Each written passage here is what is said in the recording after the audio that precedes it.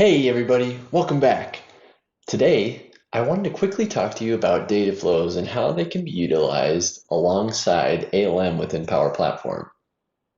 I've got a quick demo to show you how you can set up data flows between your dev, test, and production environments, specifically around Dataverse. So let's go check this out. So I have a solution within our RockOp environment around an out-of-office app.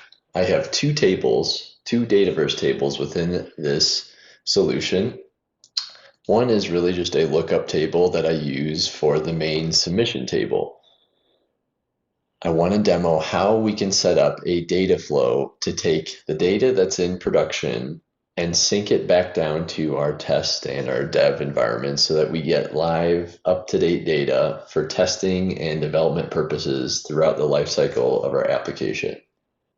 Some other areas where this is super beneficial is you can have external data being synced with your production environment, and then that data is then synced down to your dev and test environment. So you really only need to set up one data flow with external systems to your production environment and have that data trickle down to your lower environments. So I have my production environment here, and I have one record. I have my Hawaii vacation that I wish I was taking. And I have a couple of leave types entered into this table. Now, let's go ahead and set this up. And just so we take a look at dev, we do not have any records within dev right now, but I would like to sync productions data to dev. So let's go ahead and set up a data flow. So I'm in my dev environment. That's where I'm going to create this data flow. And I'm going to be reaching out to my production environment to sync the data. So I've got my start from blank data flow. I've entered in my production environment's URL. In advanced options, I make sure that I include relationship columns. And then I'm going to create a new connection. So let's go ahead and sign in. All right, we'll click next. Search for our leave and out of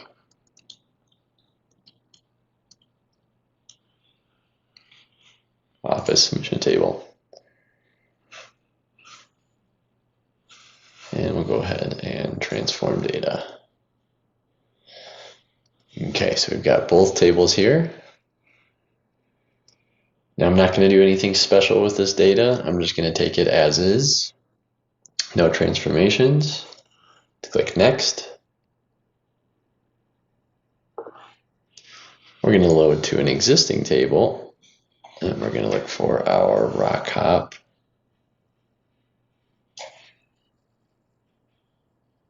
leave type. And I'm even going to select delete rows that no longer exist in the query output. So it's going to truly keep those two tables in sync, and it will delete anything that's added in dev and does not match production. And I'm going to specify a key that I've created. Now you can create a key, or you can use the unique ID that Dataverse provides. And then we'll do the out of office submissions. Load existing. See, searching does not work in this, so you have to go and search out of office submission. Again, I'm going to keep these in sync, and I'm just going to use the out of the box primary key here with the unique ID. I do have a key created on this table, as the names will all be unique, and it's an auto number column, but we're just going to use the one that they create for us.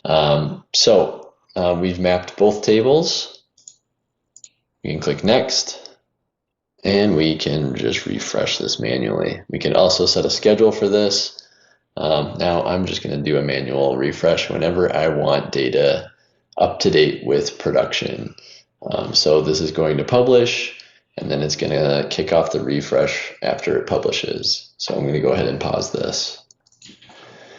Okay, so that refresh is finished. It took a few minutes for that to happen.